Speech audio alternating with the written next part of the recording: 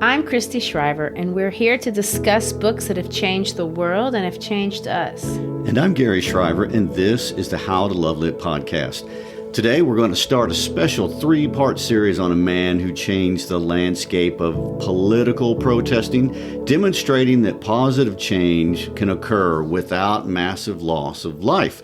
He won the Nobel Peace Prize when he was 35 years old, and he was the youngest to ever receive the award. His life became synonymous with civil disobedience, taking it farther than Thoreau ever dreamed possible. He radically and controversially claimed the role of a Christian political resistor was not only the role to resist injustice. This was not enough. To be successful, one has to accompany resistance with love, loving the persecutor. And that's a claim that would be put to the test over and over, and for which he would eventually be martyred. On January 20th, 1986, the U.S. federal government proclaimed a national holiday commemorating his life and message. And today, over 955, and that's probably a number on the small side, but there are at least 955 major street boulevards and thoroughfares that carry his name, not just only in the United States, but across the world. And if you haven't figured it out yet, we are talking about the life, literature, and the legacy of Dr. Martin Luther King Jr.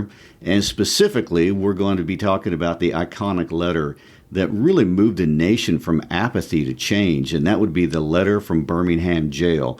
It was written on April 16, 1963, and famously addressed to my dear fellow clergyman.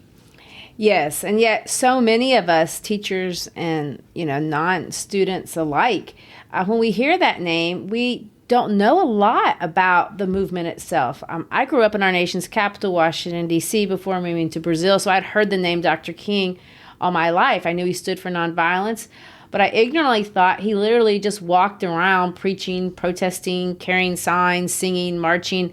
I had no idea how calculated the entire civil rights movement was. I had no idea the amount of strategy and genius that went into the planning and the execution of one of the most effective non-violent movements in the world, and how many years really it took to make it happen.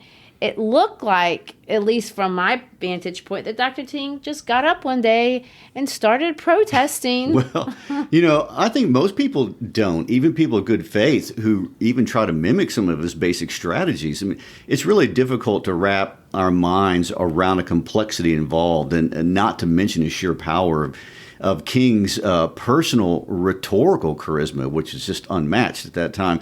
That carried the movement from a few thousand African-American Christian protesters in Montgomery, Alabama, to eventually about 255,000 people of all ethnicities and faith on the steps of the Lincoln Memorial in 1963. And the changes in legislation and the implementation of laws that had been allowed to be ignored for a century, those were a direct result of this movement we're discussing over the next few episodes. Well, I'm excited, and I do want to start with some definitions of some terminology that we hear when it comes to the civil rights movement that those of us who aren't originally from the South may not necessarily be familiar with. So let's start with the example of Jim Crow and Jim Crow laws. What are those? Wow. Jim Crow wasn't a real person. He was a character that was created by a famous white comedian back in the 1850s. And this white comedian painted his face black with charcoal and called himself Jim Crow. And he did comedy. And of course, that's today we would call blackface. And that's, derogatory and offensive. But that term later, Jim Crow, that was adopted to refer to the set of laws that went into effect starting in the 1880s. And these laws, of course, were derogatory and offensive, and so the term remains appropriate. And they refer to legislation that specifically target African Americans to keep them from upward social mobility and really fully participating in American life with the rest of the population. And let me remind you that all of this occurred after the end of the Civil War and after the Union troops left the South, where they had been forcing Southern cities to integrate against their will under the direction of President Ulysses Grant. That period has been called, or it is called, Reconstruction.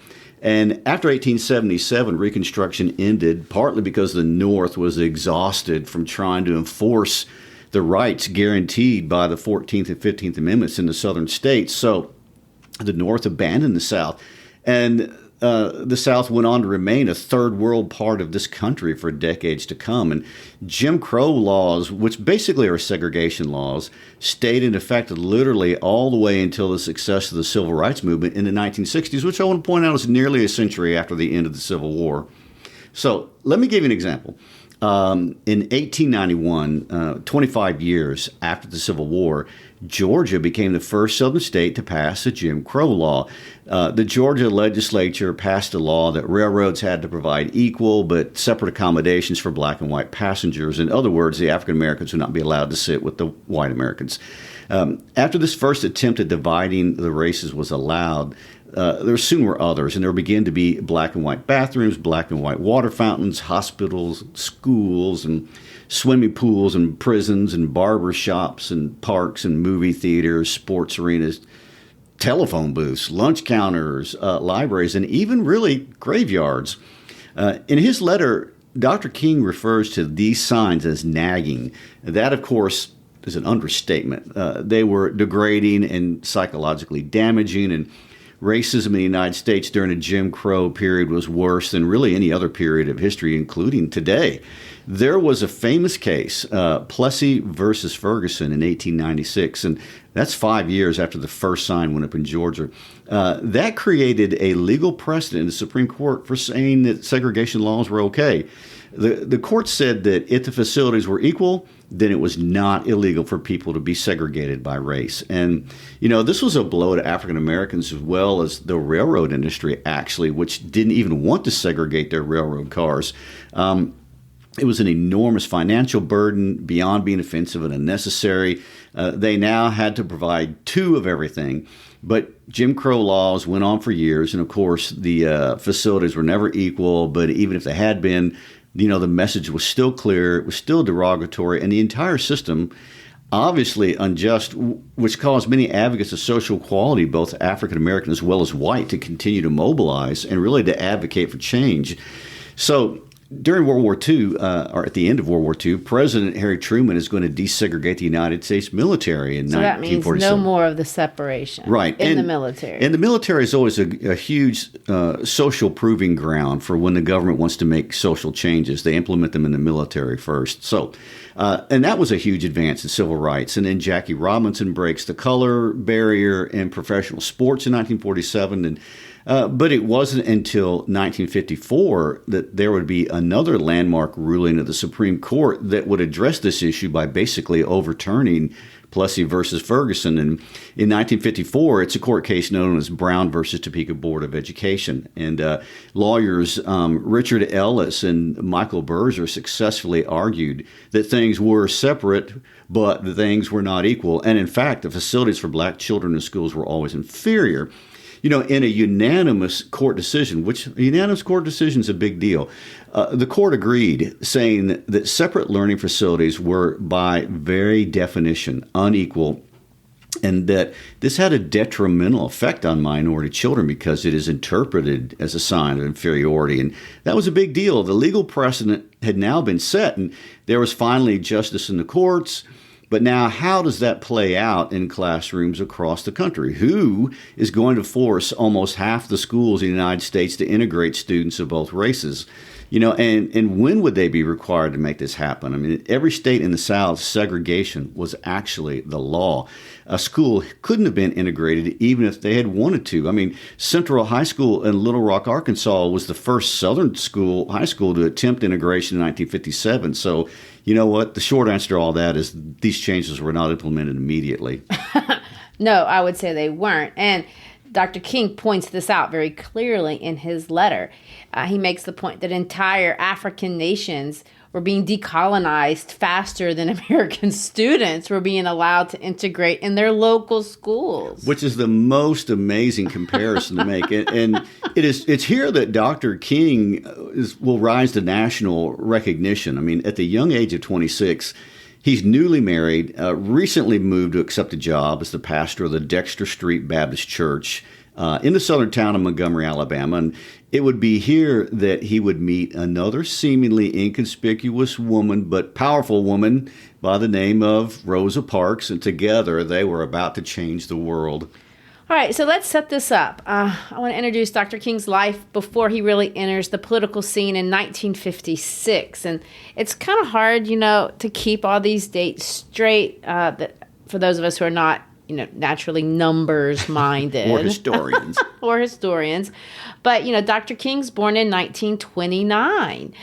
So he's a member of the upper middle class African American family in Atlanta, Georgia.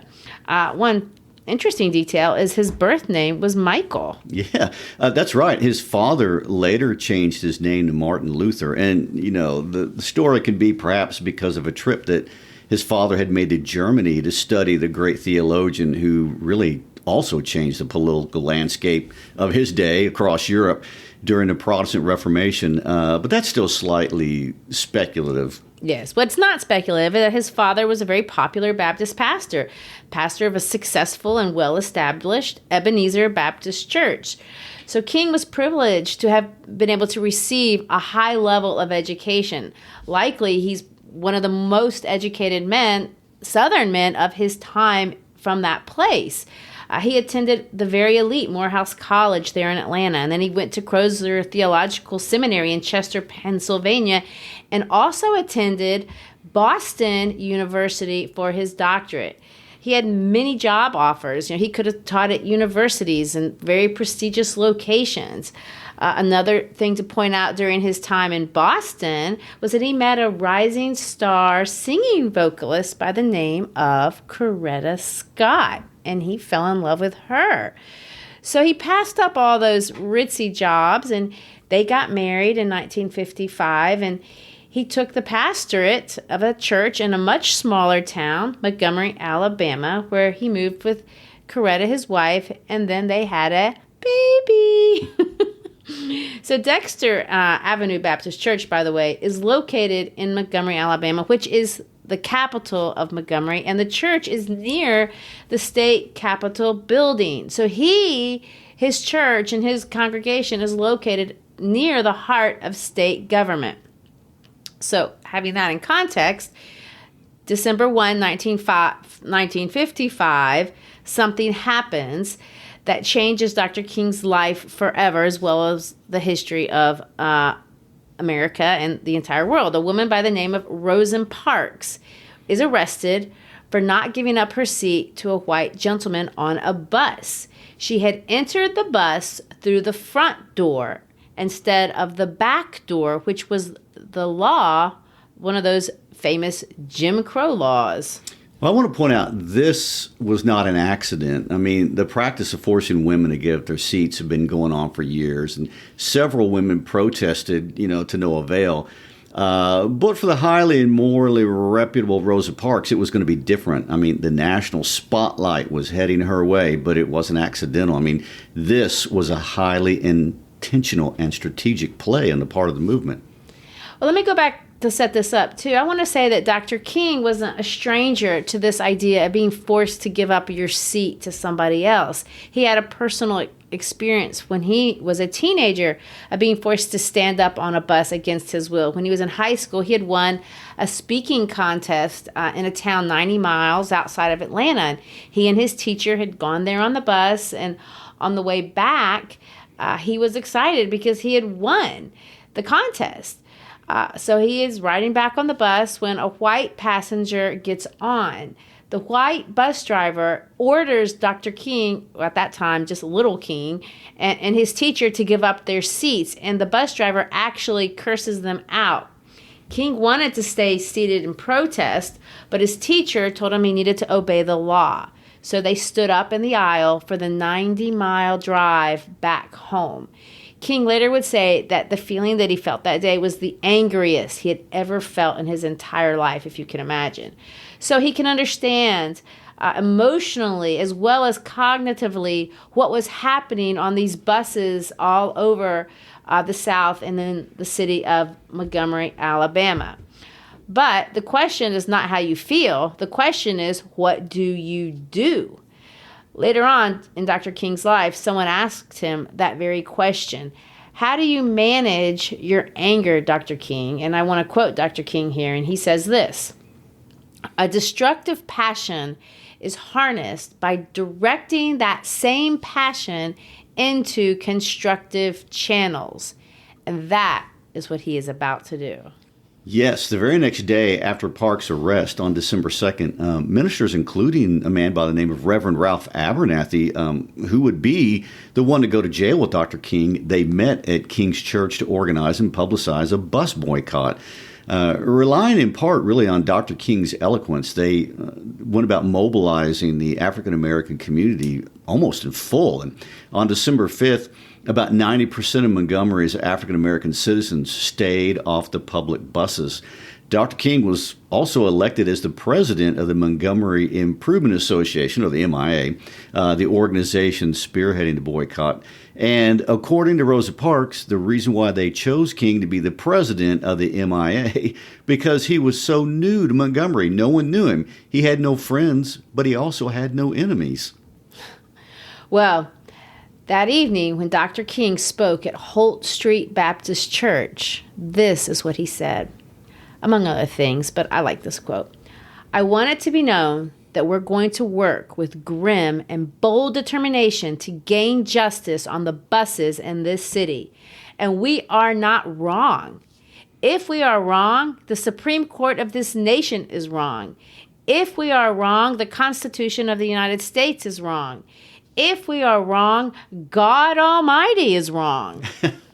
Wow. And what is striking is that when you see what they were demanding, I mean, these demands are not crazy. They're not even unrealistic. They're not even difficult to implement. I mean, they wanted courteous treatment by bus operators, first come, first served seating on public buses, and they wanted African-American bus drivers to be hired to work the routes that were really in areas that were mostly where African-Americans were living. So the demands were not met, and the boycott is going to go on for 13 months. Now, think about that. Even in the South, that is a lot of walking in a lot of bad weather for a long time. And this came at a huge personal cost to the thousands of African Americans who were working or studying all over Birmingham, but living across town in this segregated section for African Americans.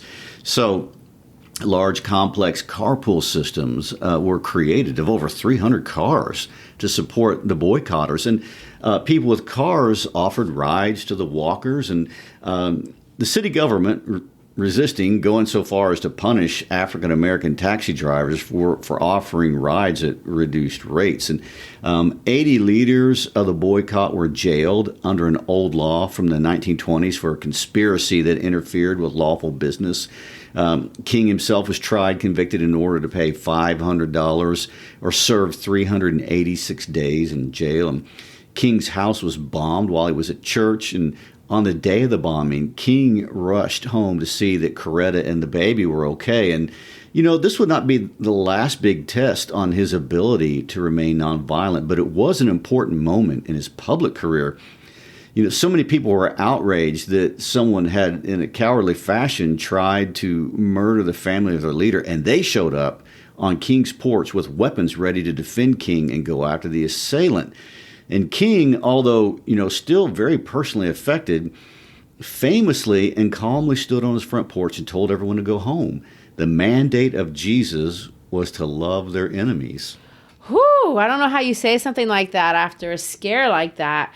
But when he talks about, you know, loving your enemies in his letter that we're going to read, it's important to know that for him, these are not just words. He lived this idea and practiced it, risking his own life. He put the life of his wife and his children on the line, his whole life.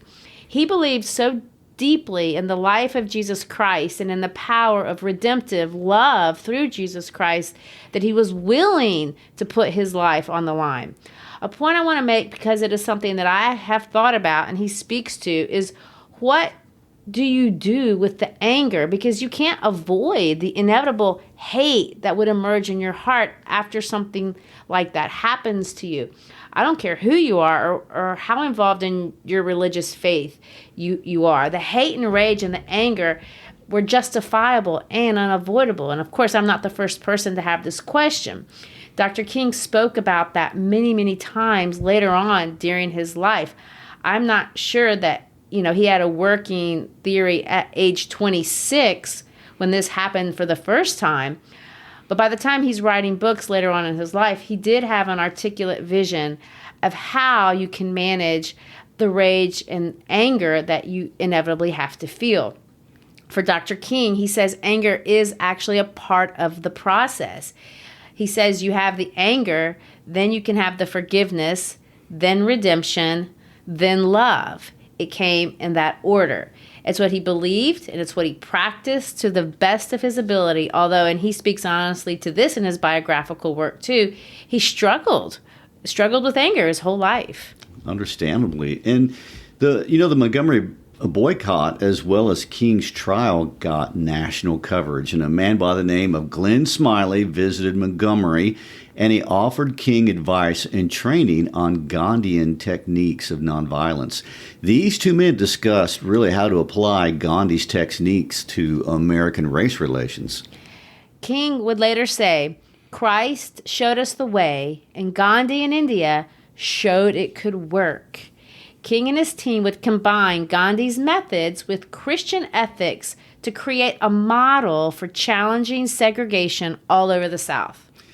So to follow the chronology here, on June 5th, 1956, remember, Parks was arrested on December 1st, but by the beginning of June, the federal district court ruled that bus segregation was unconstitutional. Woohoo! That's huge, but it's not the last word in the United States, because people have a right to appeal up the chain to the next court to see if a different court will overrule the first one. And since this was a possibility, the boycott could not, nor did not end until December 20th, 1956, when the case made its way all the way through the appeal process and ended up in the Supreme Court.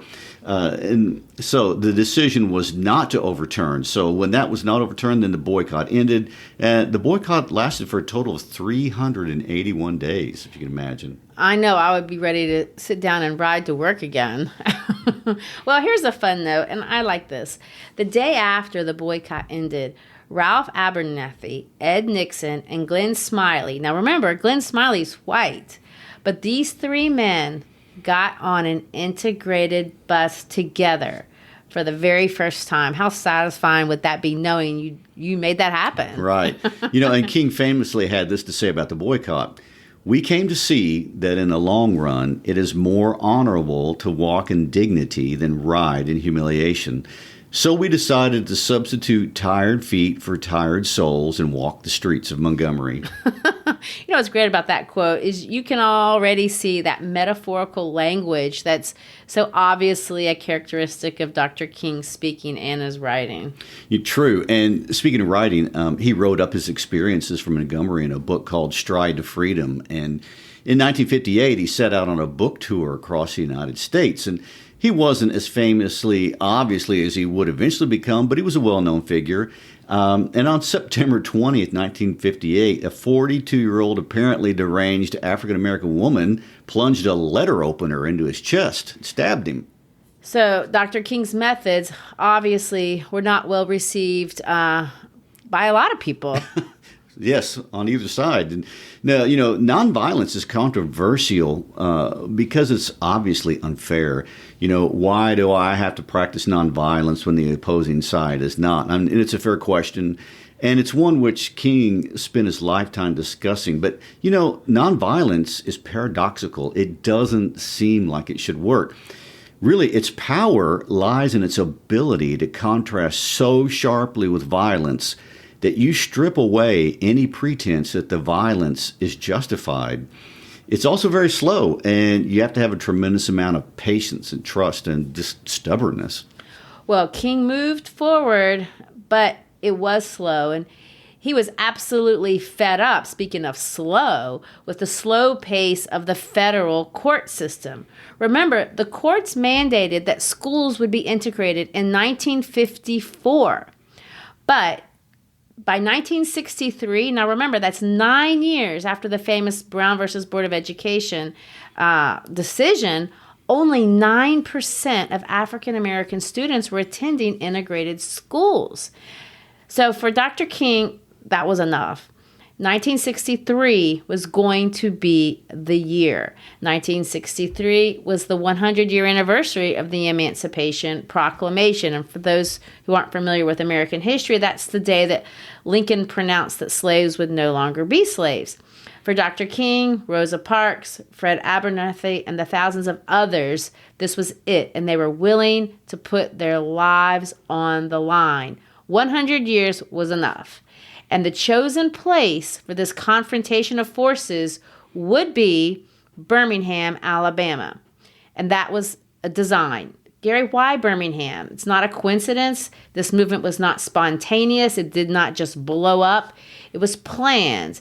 And as Julius Caesar would tell you, selecting the location for the confrontation is key to success. And Dr. King applied that rule exactly. And, Dr. King tells us in his writings, the whole thing was highly orchestrated. Birmingham was the largest industrial city in the South, and it had been a symbol of bloodshed in the past when African-American trade unions tried to form there. Because it was an industrial city, by the way, it's called Pittsburgh of the South because they primarily produced steel. The financial interests and the political interests were intertwined, and Birmingham was one of the most segregated cities in the United States, and the entire city was an expression of Jim Crow, from hospitals to schools, to parks and to jobs and to everything. And brutality towards African Americans was an undisputed reality, headed up by a man who prided on keeping African Americans in their place, as he liked to say. His name was Eugene, but this man, the Commissioner of Public Safety, went by the nickname Bull, Mr. Bull Connor. Under his reign, or leadership, depending on how you view his leadership, between 1957 and 1963, there had been 17 unsolved bombings of African-American churches and homes of civil rights leaders. And Bull Connor was so radical that one time a white United States senator visited Birmingham to give a speech, and he entered through the door marked colored, and so Bull Connor had the United States senator arrested. I mean, he's committed. I know. This guy was ruthless, and he ruled both African Americans and he ruled whites alike with fear. And he was accompanied and supported by a segregationist governor, Governor George Wallace, who's really famous for saying the famous line, segregation now, segregation tomorrow, and segregation forever. Well, history doesn't shine favorably on comments like that. No, nor on any of these defenders of segregation, of which Bull Connor was one of the most publicly vicious. But I will say, Bull Connor played a very important role in disrupting segregation because he played the part of the villain so well and so predictably that King could plan on it. He was the perfect foil, and after it was all over, John F. Kennedy famously told King at the White House following the signing of the Birmingham Agreement, he said this, "Our judgment of Bull Connor should not be too harsh. After all, in his way, he has done a good deal for civil rights legislation this year." So Connor was the absolute perfect foil for nonviolent protest. He set up the amazing contrast. So President Kennedy means this guy is so terrible, it's obvious to any fool who's right and who's wrong next to Bull Connor. And that is the genius of the setup, as we mentioned. So after it's all said and done, President Kennedy could say that. But in April of 1963, that really wasn't so obvious. And Bull was on a rampage.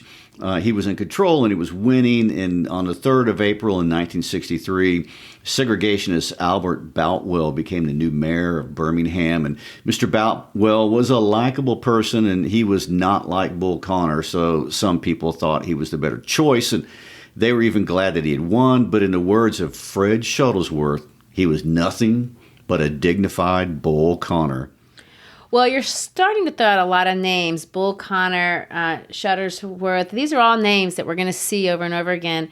in the letter. So let's introduce Reverend Fred Shuttersworth. Well, that's good. That's a good idea to do that because the civil rights movement is so centrally orbits around King that most people don't know there was a whole host of people involved in this making this happen. And, Reverend Fred Shuttlesworth was one of the local leaders of the civil rights movement in Alabama. And remember, he had been involved in Montgomery.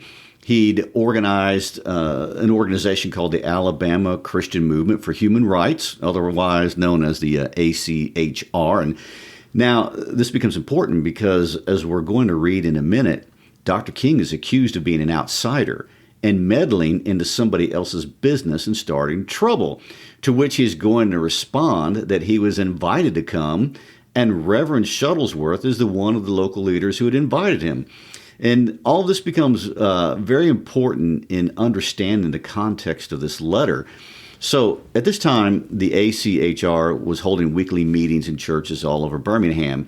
And at these meetings, they were mobilizing African Americans to boycott businesses that displayed Jim Crow signs or refused to hire African American workers except as janitorial staff. And as a result, many stores and businesses around town were losing as much as 40% of their business. Shuttlesworth became a problem for the status quo, and as a result, he had been jailed. His home and his church had both been bombed. And, in the now famous Room 30 of the Gaston Hotel, Abernathy and King, among others, launched what they called Project C, and the goal was to pressure Birmingham businesses to integrate and remove the Jim Crow signs that said white only or colored. And, the intense boycotts and demonstrations were to start on the first week of March, and they would continue all the way till April 14th, which was Easter. And the Easter season is a big season for shopping, especially for clothes. Well, what's interesting to me, and something I think is lost on a lot of us, is they didn't just go around and find angry people and ask them to hold up signs. Instead, they required people who wanted to participate to participate in workshops and trainings and daily evening meetings. Everything that happened in these weekly and nightly meetings was designed to be very intentional. There were purposes. They would start these meetings by singing old Negro songs, and they called them freedom songs. These songs were adaptations from the Negro spirituals that slaves had sung 100 years before. The songs were old and inspirational. They transformed these songs of sorrow sung by people's great-grandparents and turned them into battle hymns. Singing together, obviously, is psychologically bonding under any circumstances, but the power of the history of the music, as well as the spirituality of these songs, is difficult for us to really understand. Besides singing and, the religious bonding, every single volunteer was required to sign a commitment card where they would pledge their body and soul to nonviolence in the face of violence. This was explained in full. There were 10 commandments that they had to follow. The first commandment was that they must daily meditate on the teachings of Jesus Christ. The 8th commandment was to refrain from violence of fist, tongue, or heart. Yes, and the idea was to prepare every person psychologically to expect and withstand abuse. And when they started the march, when they entered a restaurant that was labeled whites only, and to do a sit-in, or when they were arrested, they needed to be prepared to do what they had been trained to do, and that was resist peacefully. It is absolutely counterintuitive to human nature. And on April 6th, they marched orderly 2 by 2 without banners and without singing. And Bull Connor, right on cue, emerged and arrested 42 marchers for parading without a permit. And this became the pattern. After 10 days, between 400 to 500 people were sitting in jail, and Dr. King and Ralph Abernathy decided that on Good Friday they would lead the demonstration and submit to being arrested, as they most assuredly would be. They left their church. They walked around with 50 others. They had been denied a permit to march, so they were guilty of parading without a permit. That doesn't even sound bad. I know. It's like spitting your gum on the sidewalk. Yes. Well, of course, that day when Dr. King and Reverend Abernathy began walking down the street in Birmingham, Alabama, many bystanders lined the streets, and the marchers began to sing, and the bystanders joined in the singing from the sidewalks and sometimes burst into applause. And again, on cue, Bull Connor emerges. So predictable. I mean, his officers grabbed Dr. King and Reverend Abernathy by the back of their shirts and hauled them off to jail. And Dr. King was held in solitary confinement for over 24 hours, and not even a lawyer was allowed to visit with him, and he was not allowed to telephone his wife. And we are obviously seeing several violations of civil liberties guaranteed by the Bill of Rights. Oh, yes. And Coretta, his wife, by Monday is, stressed out of her mind by these violations. So she places a call to President Kennedy. It wasn't a few minutes after she'd contacted the White House that his brother, Robert Kennedy, who was at the time the Attorney General of the United States, called her back, and he promises to intervene. The president also would call her a few hours later, and as they promised, they called the officials in Birmingham. And amazingly, after a call from the President of the United States, Dr. King's imprisonment conditions changed significantly. Well, but he was in jail for 8 days, and it was during that time that a public letter was written to him and signed by 8 of the leading clergymen in Alabama. Again, these men have put their names on the wrong side of history, and this has to be embarrassing at this point. But oh well, that's what happens when you write a public letter. We're going to read this letter because on the surface, it sounds so reasonable. It's a great example of how someone can say something cruel in the nicest way possible. It's accusatory, politely, and it enrages Dr. King. We started the podcast today talking about what do you do when you're enraged, really righteously enraged. And Dr. King knew what to do. He channeled this energy to become a laser-sharp rhetorical monster, and he is uncontainable. We will read the public letter written by these clergymen, and then we'll read Dr. King's response that changed the world. Let me point out that the date of the letter is April 12th, 1963. We, the undersigned clergymen, are among those who in January issued an appeal for law and order and common sense in dealing with racial problems in Alabama. We expressed understanding that honest convictions in racial matters could properly be pursued in the courts, but urged the decisions of those courts should be in the meantime peacefully obeyed. Since that time, there had been some evidence of increased forbearance and a willingness to face facts. Responsible citizens have undertaken to work on various problems which cause racial friction and unrest. In Birmingham, recent public events have given indication that we all have opportunity for a new constructive and realistic approach to racial problems. However, we are now confronted by a series of demonstrations by some of our Negro citizens directed and led in part by outsiders. We recognize the natural impatience of people who feel that their hopes are slow in being realized, but we are convinced that these demonstrations are unwise and untimely. We agree, rather, with certain local Negro leadership which has called for honest and open negotiation of racial issues in our area, and we believe this kind of facing of issues can best be accomplished by citizens of our own metropolitan area, white and Negro, meeting with their knowledge and experience of the local situation. All of us need to face that responsibility and find proper channels for its accomplishment. Just as we formally pointed out that hatred and violence have no sanction in our religious and political tradition, we also point out that such actions as incite to hatred and violence, however technically peaceful those actions may be, have not contributed to the resolution of our local problems. We do not believe that these days of new hope are days when extreme measures are justified in Birmingham. We commend the community as a whole and the local news media and law enforcement officials in particular on the calm manner in which these demonstrations have been handled.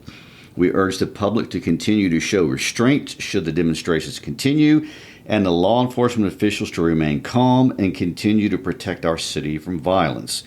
We further strongly urge our own Negro community to withdraw support from these demonstrations and to unite locally in working peacefully for a better Birmingham. When rights are consistently denied, a cause should be pressed in the courts and in negotiations among local leaders and not in the streets. We appeal to both our white and Negro citizenry to observe the principles of law and order and common sense. Well, we are going to highlight a lot of what they say in the letter, but let's see, what are they saying? What are their main points? First of all, they're accusing Dr. King of being an outsider, and he's come from the outside to our, part of the world, and he wants to agitate our people. They do acknowledge why, the African American community might feel impatient, but they're encouraging them to be calm and let the system work it out. Don't incite unrest, just the courts. They also go so far as to actually commend Bull Connor and the police force. And this is a man whose family's been targeted to be murdered and arrested unfairly. Exactly. That's why I'm saying, how do you not get angry when you read something like that? And before we read his response, though, I do think we should highlight the names of who signed it. So I'll read those. There is C.C.J. Carpenter. He's the Bishop of Alabama. Joseph Durick, Auxiliary Bishop of the Diocese of Mobile, Birmingham. Rabbi Hilton Grafman of the Temple Emmanuel L. in Birmingham. Bishop Paul Hardin of the Methodist Church. Bishop Harmon, Bishop of the North Alabama Conference of the Methodist Church. George Murray, the Bishop of the Episcopal Diocese of Alabama. Edward Ramsage, Moderator of the Alabama Presbyterian Church. Earl Stallings, the pastor of First Baptist Church of Birmingham, Alabama. When Dr. King responds to these ministers, which we will notice in a minute, he makes it a point to cite theologians from each of the specific religious traditions that have attacked him. And may I point out that when he cites these theologians by name, he does so and what they said from memory. He's in a jail cell. Next week, we're going to analyze and discuss how Dr. King will systematically demolish these specious arguments and challenge on principles of Judeo-Christian faith the inconsistencies of the words and the lives of his dear fellow clergymen. On that note, we're going to end the day by quoting paragraph 1 of Dr. King's response in letter from Birmingham Jail. While confined here in the Birmingham City Jail, I came across your recent statement calling our present activities unwise and untimely. Seldom, if ever, do I pause to answer criticism of my work and ideas. But since I feel that you are men of genuine goodwill and your criticisms are sincerely set forth, I would like to answer your statement in what I hope will be patient and reasonable terms. I think I should give the reason for my being in Birmingham, since you have been influenced by the argument of outsiders coming in. I have the honor of serving as president of the Southern Christian Leadership Conference, an organization operating in every southern state with headquarters in Atlanta, Georgia. We have some 85 affiliate organizations all across the South. Several months ago, our local affiliate here in Birmingham invited us to be on call to engage in a nonviolent direct action program if such were deemed necessary. We readily consented, and when the hour came, we lived up to our promises. So I'm here, along with several members of my staff, because I have basic organizational ties here. Beyond this, I'm in Birmingham because injustice is here. Just as the 8th century prophets left their little villages and carried their "Thus saith the Lord" far beyond the boundaries of their hometowns, and just as the Apostle Paul left his little village of Tarsus and carried the gospel of Jesus Christ to practically every hamlet and city of the Greco-Roman world, I too am compelled to carry the gospel of freedom beyond my particular hometown. Like Paul, I must constantly respond to the Macedonian call for aid.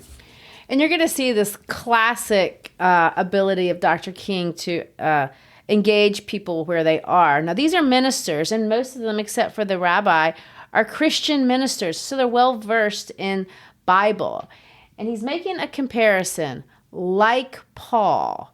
Now, for those of us who are not ministers, you may not know that the Apostle Paul wrote almost all of his letters to the church from jail where he had been imprisoned unjustly. So when Dr. King says, like Paul, there's an edge there. Yeah, there's a historical context. And I would like to point out, he's going to quote theologians in the Catholic tradition, the Jewish tradition, and the Protestant tradition. So he's going to range the whole field here. All right. Well, next episode, we're going to see what else he has to say. Okay, and we have a lot to look forward to. I hope you've enjoyed this introductory discussion on the background of this important piece of American literature and history. And as always, thank you for listening. If you feel so inspired, please give us a 5-star rating on your podcast app. Connect with us on social media, whether it's Facebook, Instagram, Twitter, LinkedIn, all the usual suspects. Also, if you're an educator, check out our instructional materials on our website at howtolovelitpodcast.com. Peace out.